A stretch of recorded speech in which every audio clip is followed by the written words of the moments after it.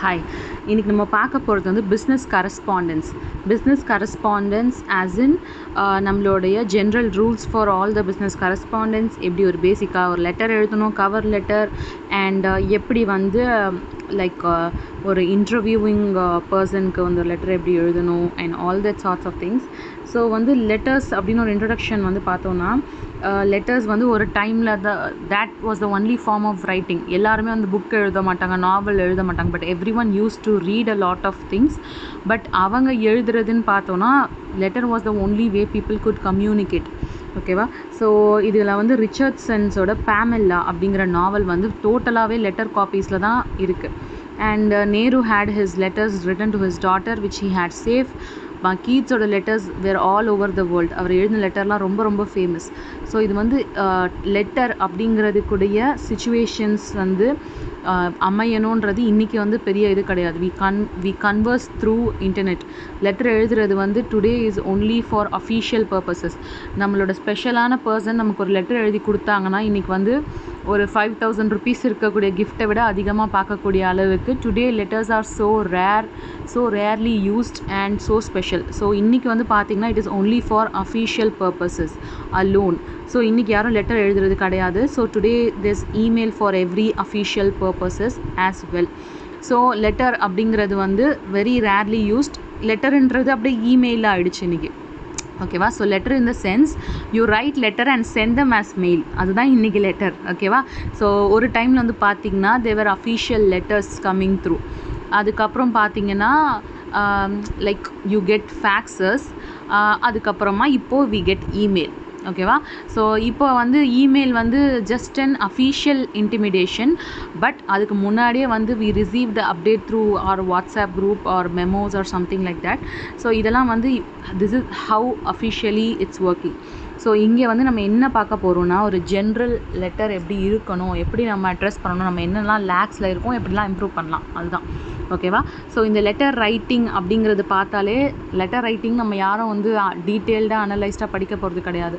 So there's a lot of hundreds and thousands of templates online in various websites. எதுக்கு நீங்கள் எழுதினாலும் என்ன சொல்கிறது, என்ன வேணும்னாலும் தட்டுனா போதும், you will get a lot of templates to choose which one you like.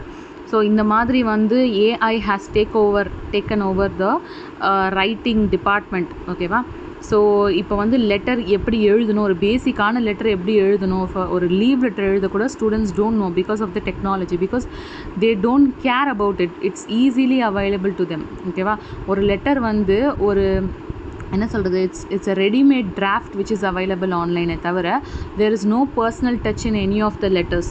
So letter, the art of good letter writing வந்து is more important today. Because அந்த மாதிரி ஒன்று வந்து இப்போது யாருமே கேட்குறதும் இல்லை, அது யூஸ் ஆகுறதும் கிடையாது. ஓகேவா? ஸோ நம்ம ஒருத்தரை எப்படி வந்து like how we should introduce our self, எப்படி ஒருத்தரை அட்ரஸ் பண்ணணும், எதுவுமே தெரியாமல் தான் நம்ம எல்லாருமே இருக்கோம். ஸோ ஒரு ஸ்டாண்டர்டான ரெஸ்யூம் டெம்ப்ளேட்டை நீங்கள் அப்படியே பச்சையாக எடுத்து நீங்கள் ஒரு கவர் லெட்டரை அப்படியே காப்பி பேஸ்ட் பண்ணிங்கன்னா கூட ஒரு ஹெச்ஆரால் ஈஸியாக அதை ஸ்பாட் பண்ண முடியும்.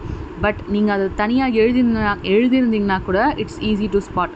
நீங்கள் ஒரு 4-5 ஃபார்மெட்ஸை பார்த்து உங்களோட ஸ்டைலில் எழுதியிருந்தாங்க கூட it will stand out at least. ஓகேவா? ஸோ ஒரு நல்ல லெட்டர் எப்படி ப்ரெசென்ட் பண்ணணும் அப்படின்னு கற்றுக்கிறது மிக அவசியம் இப்போ இருக்கக்கூடிய டைமில். ஸோ ஒரு கவர் லெட்டர் அப்படின்னு பார்க்கும்போது நம்மளை இன்ட்ரடியூஸ் பண்ணிக்கிறதுக்கான ஒரு ஆப்பர்ச்சுனிட்டியாக அது அமையுது. அண்ட் நம்மளோட ரெஸ்யூமேவை அவங்க இன்னும் உத்து கவனிக்கக்கூடிய ஒரு டூலாக இருக்குது. ஓகேவா? அண்ட் உங்களோட இன்ட்ரெஸ்ட் அண்ட் இன்ஃபர்மேஷன் பார்க்கக்கூடிய ஒரு விஷயமா இருக்குது before they meet you in person. ஓகேவா? So this is how the cover letter is important to all of us. So வந்து ஒரு தப்பும் உங்கள் லெட்டரில் இருக்கக்கூடிய ஒவ்வொரு தப்புமே உங்களுடைய குவாலிஃபிகேஷனில் கண்டுபிடிச்ச ஒரு தப்பாக ஆகிடும். ஸோ அதை நீங்கள் எப்படி வந்து பர்ஃபெக்ட் டு டீட்டெயில் கொண்டு வரணும், கிராமர் கொண்டு வரணும், ஸ்பெல்லிங் கொண்டு வரணும், எல்லாமே கொண்டு வந்து அது பர்ஃபெக்ஷனில் இருந்தால் தான் your cover letter speaks about you. ஓகேவா? ஸோ இப்போ வந்து இந்த டைப் ஆஃப் இந்த பிஸ்னஸ் கரஸ்பாண்டன்ஸ்ன்னு சொல்கிறோம் இல்லையா, இதில் வந்து there's a lot of communications going on. So அதை பற்றி தான் நம்ம பார்க்க போகிறோம். So intra organisational communication. Intra அப்படின்னாலே அந்த கம்பெனிக்குள்ளே நடந்துக்கக்கூடிய தகவல் பரிமாற்றம். அதாவது வந்து இப்போ நான் ஐ run a company, I have my staffs. நான் வந்து என்னோடய ஸ்டாஃப்ஸ்குள்ளே அனுப்புகிற information. For example, we have a event coming up for on the occasion of Pongal அப்படின்னு சொல்லிட்டு இப்போ வந்து என்னோட ஸ்டாஃப்ஸ்க்கு வந்து நான் வந்து மெயில் பண்ணுறது. I'm not gonna directly mail, but அந்த மாதிரி அனுப்புறது. கம்பெனிக்குள்ளேயே நடந்துக்கக்கூடிய தகவல் பரிமாற்றங்கள், அதுதான் வந்து இன்ட்ரா ஆர்கனைசேஷனல் கம்யூனிகேஷன். ஸோ இது வந்து மோஸ்ட் ஆஃப் த டைம்ஸ் ஒன்றும் பெரிய இன்ஃபர்மேஷன் இருக்காதுன்னு வச்சுக்கோங்களேன். ஆனால் கூட வந்து இது கரெக்டாக வந்து நம்ம டைப் பண்ணி லைக் ஒழுங்காக வந்து இதை நம்ம ஃபார்மேட் பண்ணலைன்னா ரொம்ப ஹார்ஷாகவும் கடுப்பாகவும் இருக்கிற மாதிரி இருக்கும் அதை படிக்கும்போது. எஸ்பெஷலி இப்போ நம்ம யாருக்காவது ஒருத்தருக்கு வார்னிங் அனுப்புகிறோம் இல்லை காஷன் அனுப்புகிறோம் அப்படின்னா அந்த லெட்டரை ஒழுங்காக எழுதாமல் நம்ம இஷ்டத்துக்கு எழுதி அனுப்பினோன்னா it will it will degrade your reputation. இது இன்ட்ரா ஆர்கனைசேஷனல் கம்யூனிகேஷன், கம்பெனிக்குள்ளேயே பண்ணக்கூடியது. இன்டர் ஆர்கனைசேஷனல் கம்யூனிகேஷன்னா ஒரு கம்பெனி இல்லாமல் நம்ம ஒரு கம்பெனி இன்னொரு கம்பெனிக்கு வந்து அனுப்பக்கூடிய லெட்டர்ஸ், ஓகேவா, written forms of letters. So இதெல்லாம் வந்து பார்த்தீங்கன்னா written not in the sense written, so எல்லாமே மெயிலில் தான் போகுது. I'm telling it again. So இந்த லெட்டர்ஸ் எல்லாமே வந்து பார்த்தீங்கன்னா 2 டிஃப்ரெண்ட் ஆர்கனைசேஷனுக்கு நடுவில் போகிறது இன்டர் ஆர்கனைசேஷனல் கம்யூனிகேஷன், ஓகேவா. ஸோ இது வந்து பார்த்தீங்கன்னா ஒரு ட்ரேடிங் இன்வாய்ஸாக இருக்கட்டும், ஒரு ப்ராடக்ட்கான ரெக்வஸ்ட்டாக இருக்கட்டும், இல்லை ஏதாச்சும் கம்ப்ளைண்ட்டாக இருக்கட்டும், இந்த மாதிரி என்னவா வேணால் அது இருக்கலாம், ஓகேவா. ஸோ இந்த லெட்டர்ஸில் வந்து பார்த்தீங்கன்னா வந்து ஒரு கம்யூனிகேஷன் அண்ட் ரெஃபரன்ஸ் நம்பர் கண்டிப்பாக இருக்கும். and correspondences for legal purposes. This is the boring type of letter writing because இது ரொம்ப பார்த்து எழுதணும். பிகாஸ் இதில் நம்ம செய்கிற மிஸ்டேக்ஸ் எல்லாமே லீகல் இஷ்யூ ஆகும். ஸோ ஒழுங்காக லீகல் ஸ்ட்ரக்சர் அண்ட் ஃபார்மேட்டில் இது நம்ம எழுதி அனுப்பணும். அண்ட் லாட்ஸ் ஆஃப் லீகல் ஜார்கான்ஸும் யூஸ் பண்ணுற மாதிரி இருக்கும். ஸோ யூஸ்வலி வந்து இந்த மாதிரி லீகல் பர்பஸ்க்கு எல்லாத்துக்குமே வந்து ஒரு லீகாலிட்டி டீம் இருப்பாங்க எல்லா கம்பெனிஸ்லேயும். ஒரு லாயரை ஹையர் பண்ணி வச்சுருப்பாங்க ஃபார் லீகல் பர்பஸஸ். ஸோ இது வந்து அவங்க பார்த்துப்பாங்க. Mostly they'll guide you through it. and correspondence between dealers and retailers.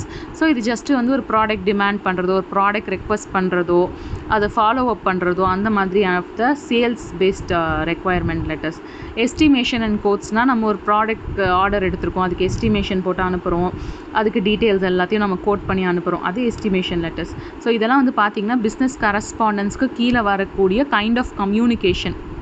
Intra organisational, inter organisational, legal பர்பஸ்க்கு எழுதுறது, and dealers and retailers, estimates and quotations இதெல்லாமே. So general rules for all business correspondence. என்னென்ன ஜென்ரலான rules இருக்குது அப்படின்னு பார்க்கும்போது, if you're writing letter to a particular person, for example ஒரு கம்பெனியோட மேனேஜருக்கு நீங்கள் லெட்டர் எழுதுறீங்க, ஓகேவா. அப்போ அந்த company the manager XYZ company அப்படின்னு எழுதாமல் அந்த மேனேஜரோட பேர் என்ன, யாருக்கு இந்த லெட்டரை நீங்கள் அட்ரஸ் பண்ணுறீங்க அப்படிங்கிறது கண்டிப்பாக இருக்கணும். உங்களுக்கு பேரை தெரியலையா, அந்த கால் பண்ணி அந்த பேசிக்கான அந்த கம்பெனியோடைய கிளர்க் எம்ப்ளாயிஸ் அந்த மாதிரி இருப்பாங்க, அவங்ககிட்ட கால் பண்ணி நீங்கள் வெரிஃபிகேஷன் கேட்டுக்கலாம், which is very easy to get, ஓகேவா. ஸோ கண்டிப்பாக வந்து you have to address them by name. Next வந்து லெட்டர் ஒரு பேஜுக்கு தான் இருக்கணும், பக்கமாக கண்மணி அன்போடுன்னு எழுதாமல். It should be kept to strictly one page only because it is a professional kind of a business communication, ஓகேவா. உங்களுக்கு பேஜாக எழுதக்கூடிய வேலை இருக்கக்கூடாது. அண்ட் ரிமெம்பர் த ஏஸ்தட்டிக்ஸ்னால் வந்து லெட்டரோட கண்டென்ட் எவ்வளோ முக்கியமோ லெட்டர் அவ்வளோ முக்கியம். அதாவது print on high quality paper, ஓகேவா. ஸோ உங்கள் லெட்டர் வந்து should be free of spelling and grammatical errors. Proof reading is a must, ஓகேவா. ஸோ இதெல்லாம் வந்து நீங்கள் பண்ணி தான் உங்கள் லெட்டரை அனுப்பணும், எதுவும் செக் பண்ணாமல் அனுப்பவே கூடாது. Construct a letter that is unique, ஓகேவா. வித்தியாசமான லெட்டர் பண்ணணுமா, it's very hard today to have a unique letter, but still we can give it a try. Keep a copy of a letter and response for your records. இதுவும் legal பர்பஸ்க்கு தான். நீங்கள் அனுப்பின லெட்டரில் என்ன கண்டென்ட் இருந்ததுன்றதை ஒரு copy வச்சுக்கிறது, it will be very much useful for you in case if there is a problem happening around. Next வந்து த க்ரீட்டிங் லைன். க்ரீட்டிங் லைனாக என்ன எழுதுவீங்க, டியர் சார், ரெஸ்பெக்டட் சார், அந்த மாதிரி எழுதுகிறோம்ல, அந்த மாதிரி எழுதாமல் என்ன சொல்கிறது, you have to greet them by their name, ஓகேவா. படிக்கிறவங்களோட நேம் போடணும். ஆல்ரெடி சொன்னல, அவங்கள ப்ராப்பராக பேர் வச்சு அட்ரஸ் பண்ணணும். அதே தான் இங்கேயும். ரெஸ்பெக்டட் சார், டியர் மேடம் அப்படின்னு சொல்லாமல் அவங்க பேரை போட்டு அவங்க டைட்டிலை போட்டு டு த மேனேஜர் சார் அப்படின்னு எழுதணும். இல்லை டியர் மேனேஜர் மிஸ்டர் ராஜ் அப்படி எழுதுங்க. அந்த மாதிரி வந்து உங்களை பேரால் அட்ரஸ் பண்ணுங்கள். It's a psychologically proven fact that இப்போ வந்து நான் என்னோட யார்கிட்ட பேசணும், ஒரு புது ஸ்ட்ரேஞ்சர் கிட்ட நான் பேசணுன்னா கூட அவங்க பேரை வச்சு அவங்கள அட்ரஸ் பண்ணும்பொழுது they tend to be more honest with you. Okay, it's a psychological fact, proven fact actually. So இந்த மாதிரி வந்து you address some people by the name, so அவங்க வந்து உங்களை வார்மாக வந்து ரிசீவ் பண்ணுறதுக்கான நிறையா சான்சஸ் இருக்குது. நெக்ஸ்ட்டு வந்து reference to the previous letter. அவங்க லெட்டர் போட நீங்கள் லெட்டர் போட மாற்றி லெட்டர் போட்டுகிட்டே இருந்தீங்கன்னா எங்கேருந்து ஆரம்பித்தோம், இது எதுக்கு இவங்க அனுப்பிச்சிருக்காங்கன்னே நமக்கு தெரியாது. ஸோ இப்போ நம்ம என்ன செய்யறோம்னா, in reference to the previous letter dated அப்படின்னு போட்டு அந்த டேட்டை வந்து நம்ம எழுதணும் கண்டிப்பாக. ஏன்னா வந்து எதுக்கு நமக்கு ரிப்ளை வருதுன்னு நமக்கு தெரியாது இல்லையா. ஸோ அதுக்காக வந்து நீங்கள் ப்ரீவியஸாக அனுப்பின லெட்டருக்கு இது இன்றைக்கி எனக்கு ரிசீவ் ஆன, நீங்கள் லைக் லாஸ்ட்டாக நீங்கள் இப்போ வந்து ஃபார் எக்ஸாம்பிள் January 15 நீங்கள் அனுப்பின லெட்டருக்கு in reference to that letter I'm sending அப்படி சொல்லி அந்த மாதிரி வந்து அந்த கண்டிப்பாக அதை வந்து போடணும். அண்டு உங்களுக்கு தேவைப்பட்டுச்சுன்னா வந்து you can write the file names, dates, தேவைப்பட்ட பிஸ்னஸ் டீட்டெயில்ஸ் எல்லாம் எழுதிக்கலாம். நெக்ஸ்ட் வந்து அடிஷ்னல் சஜஷன்ஸ்னால் லென்த்தி லெட்டர் எழுதக்கூடாது, ரொம்ப ஷார்ட்டாக தான் இருக்கணும். 2 லைன்ஸ்லேருந்து 1 paragraph should be enough to right your content. அப்புறமா வந்து நெக்ஸ்ட் வந்து பார்த்தீங்கன்னா உங்களுக்கு தேவைப்பட்ட சார்ட்ஸு, ஸ்டாட்டிஸ்டிக்ஸு, நீங்கள் ஒரு விஷயத்தை ஆர்கியூ பண்ண போகிறீங்கன்னா அதுக்கு பேக்கப் பண்ணுற சோர்ஸ் எல்லாமே உங்கள் லெட்டரில் ஆட் பண்ணுறது ஒன்றும் தப்பு கிடையாது. And you try to be positive through and keep friendly nature through the letter. Okay, and படித்து பார்க்கணும். கடைசி பாயிண்ட் தான், படிக்காமல் அனுப்பிடவே கூடாது.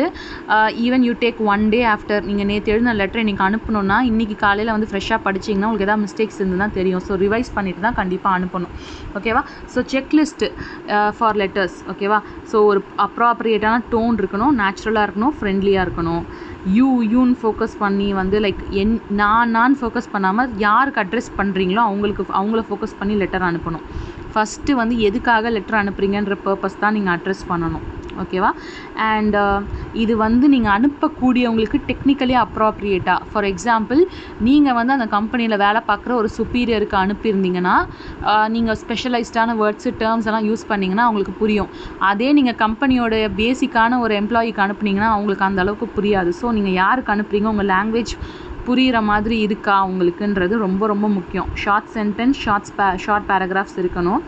அண்ட் நீங்கள் என்ன என்க்ளோஸ் பண்ணி அனுப்ப போகிறீங்க அந்த மெட்டீரியல் ஒழுங்காக இருக்கா, அண்ட் ரிவைஸ் பண்ணணும். ஸ்பெல்லிங் மிஸ்டேக்ஸ் அண்ட் கிராமரையும் சரி பார்க்கணும். ஸோ லெட்டர் தானடா ஏண்டா இப்படி இருக்கீங்க அப்படின்னு நினைக்காம ஒரு லெட்டரை வந்து பர்ஃபெக்டாக எழுதுறது வந்து நமக்கு தெரிஞ்சிருக்கணும். அது தப்பு கிடையாது. It's like an essential skill. Next வந்து போரிங்கான ஓப்பனிங்ஸ் எல்லாம் அவாய்ட் பண்ணணும். ஓகேவா.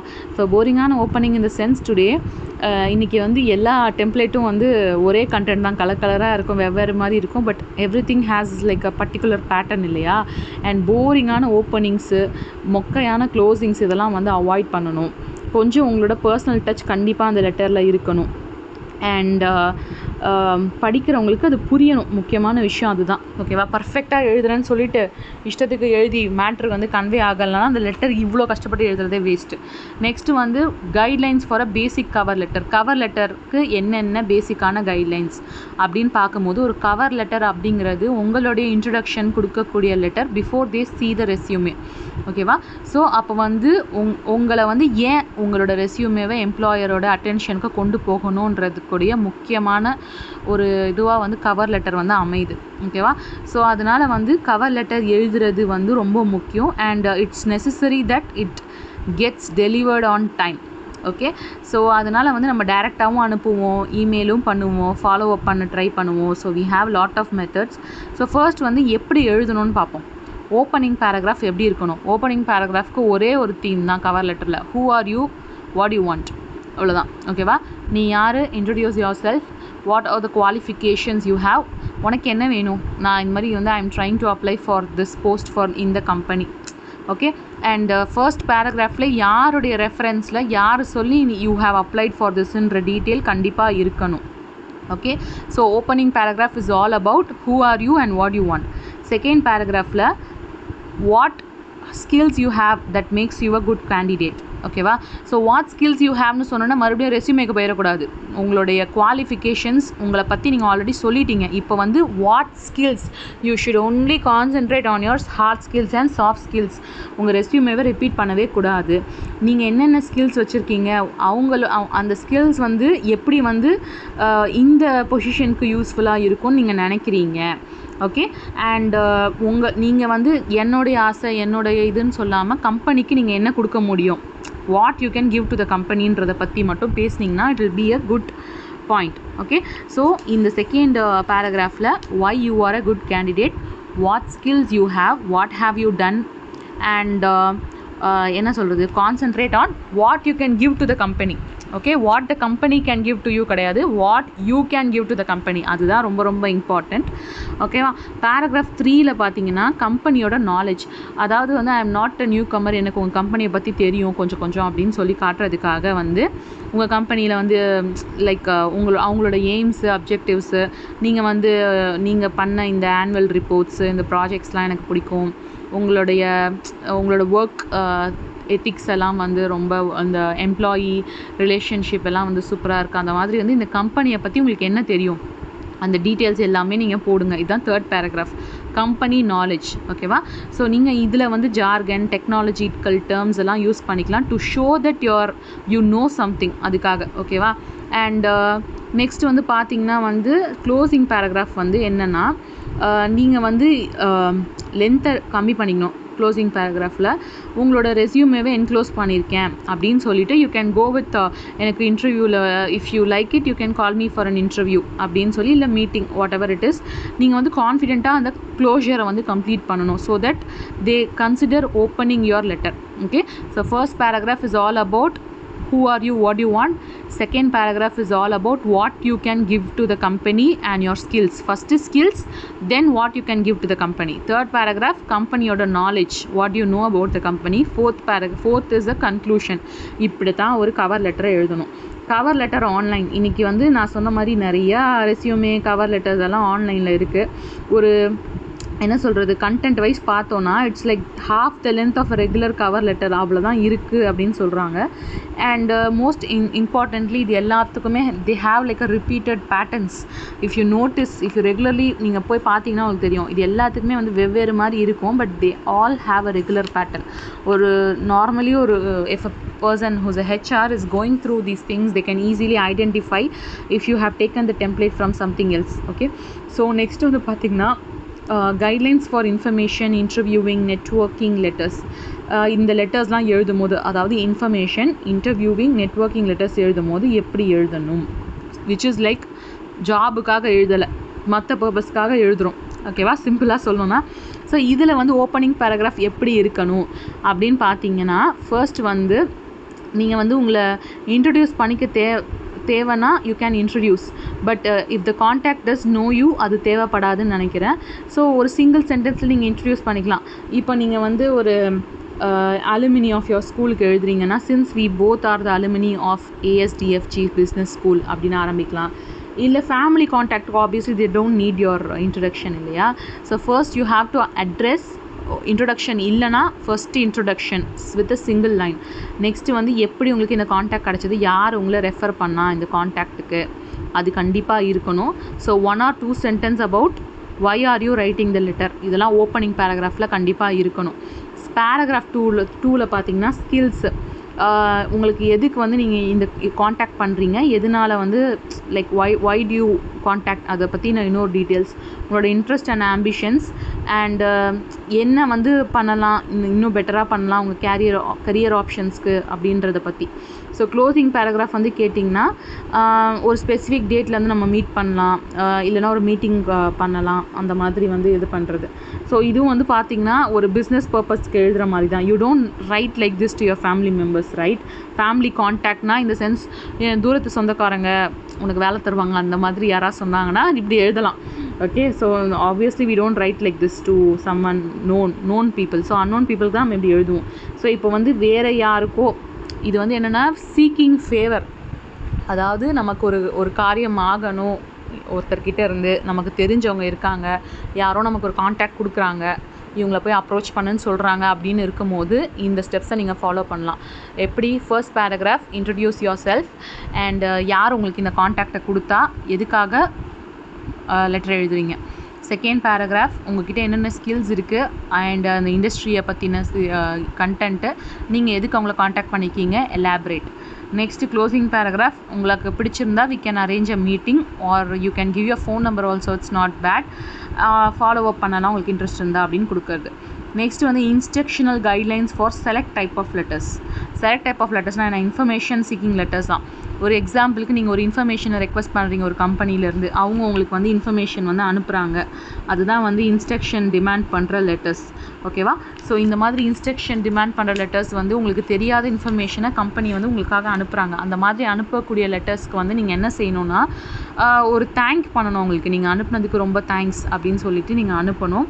அண்ட் நீங்கள் எங்கேருந்து ரெஃபரன்ஸ் உங்களுக்கு கிடச்சிது அப்படின்றதையும் நீங்கள் வந்து கண்டிப்பாக வந்து அனுப்பணும். ஓகேவா? அண்ட் நீங்கள் ஒரு இன்ஃபர்மேஷன் நான் ஆக்சுவலி வந்து you have to be like this.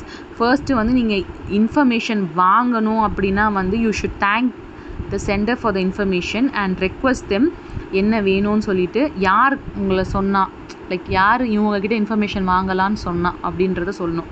அதுக்கப்புறம் உங்களுக்கு கேட்ட இன்ஃபர்மேஷன் வந்ததுக்கப்புறம் வந்து நீங்கள் அவங்கள தேங்க் பண்ணணும். ஓகேவா? அண்ட் அதே மாதிரி வேறு யாருக்கெல்லாம் தேங்க் பண்ணணும்? ஒரு இன்டர்வியூ ஒரு மீட்டிங் முடிஞ்சதுக்கப்புறம் தேங்க் பண்ணணும். யார்கிட்டயாவது ஃபோனில் பேசுனீங்கன்னா வந்து உங்களுக்கு அது ஹெல்ப்ஃபுல்லாக இருந்துச்சுன்னா தேங்க் பண்ணணும். உங்களுக்கு யாராச்சும் மெயில் பண்ணுறாங்க உங்களோட இன்ஃபர்மேஷன் கேட்டுனா, லைக் இப்போ இன்ஃபர்மேஷன் டிமாண்ட் பண்ணி இப்போ சொல்கிறோம் இல்லையா, அந்த மாதிரி இன்ஃபர்மேஷன் அனுப்புகிறவங்களுக்கு வந்து தேங்க் பண்ணணும். அண்ட் யாரையாவது நீங்கள் காண்டாக்ட் பண்ணணும் சைட்லனா அவங்களுக்கும் நீங்கள் கண்டிப்பாக தேங்க் பண்ணணும். It's very essential. நெக்ஸ்ட்டு வந்து அக்னாலஜிங் அண்ட் இன்விடேஷன். யாராச்சும் உங்களுக்கு இன்விடேஷன் அனுப்புனாங்கன்னா அப்படியே சும்மா போடாமல் you have to thank them that எனக்கு வந்து கொடுத்த ஆப்பர்ச்சுனிட்டிக்கு ரொம்ப தேங்க்ஸ் அப்படின்னு சொல்லி அவங்கள தேங்க் பண்ணணும். அண்ட் நீங்கள் பார்ட்டிசிபேட் பண்ணுறீங்களா இல்லையாங்கிறத யோசித்து நீங்கள் அனுப்பலாம். நீங்கள் பார்ட்டிசிபேட் பண்ணலைன்னா ஐம் வெரி சாரி அப்படின்னு ரெக்ரெட்டோட ஐ கேன் நாட் இது மாதிரி பார்ட்டிசிபேட் அப்படின்னு சொல்லி அனுப்பணும். ஸோ இது ரெண்டும் வந்து எக்ஸப்ஷன்ஸ். என்னென்னா இன்ஃபர்மேஷன் சீக் பண்ணி லெட்டர் எப்படி வந்து டிமாண்ட் பண்ணணும், அது கிடைச்சதுக்கப்புறம் எப்படி தேங்க் பண்ணணும், இன்விடேஷன் வந்தால் எப்படி ரிப்ளை பண்ணணும், நம்ம போகிறோமா போகக்கூடாதா போக மாட்டோமான்றது பொறுத்தாப்பில் அப்டேட் கொடுக்கணும். So this is all about letters.